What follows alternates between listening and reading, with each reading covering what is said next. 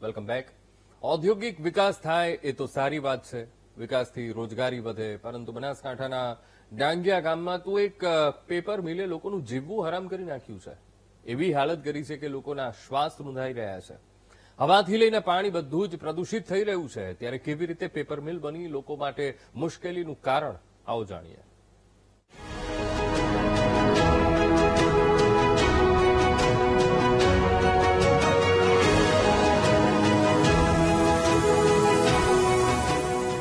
હવા પાણી શુદ્ધ તો ભવિષ્ય ઉજ્જવળ, પરંતુ દાંતીવાડા તાલુકાના ડાંગિયા ગામની હાલત જુઓ.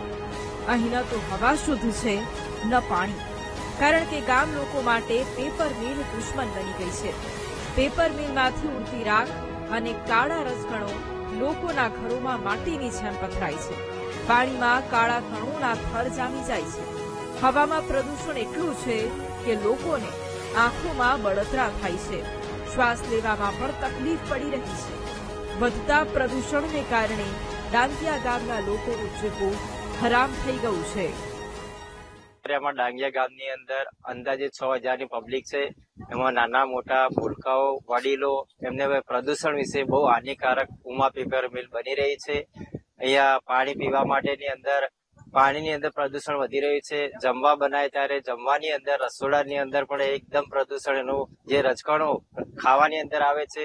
રાત્રે ઊંઘ્યા હોય ત્યારે મોઢા ઉપર, નાકની અંદર જે શ્વાસ લે ત્યારે રાત્રે શ્વાસથી પણ અંદર શરીરમાં પ્રવેશ કરે છે. તકલીફ મને એ પડે છે કે શ્વાસ લેવાની મને તકલીફ પડે. અમે ઉર્યો તો અમારે ઉઠીને ઘડી ઘડી ગળું ઉકાઈ જાય, પાણી પીવું પડે. જેમ કે આ ઉડીને આવે ને એટલે અમારા નાક, અમારા અંદર મોઢામાં બધે જાય છે. મારે સવાર ઉઠાય એટલે તો કાળા જ બધી જોમી હોય, બરોબર.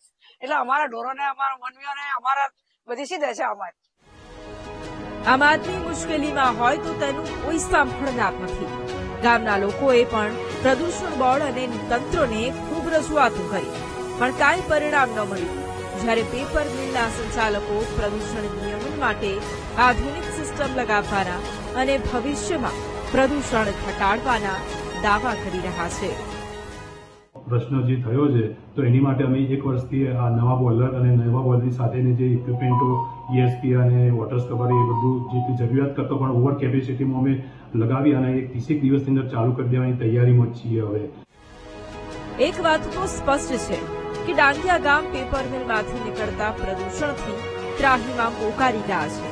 અહીં જીવ સૃષ્ટિની સાથે સાથે પર્યાવરણને પણ નુકસાન પહોંચી રહ્યું છે.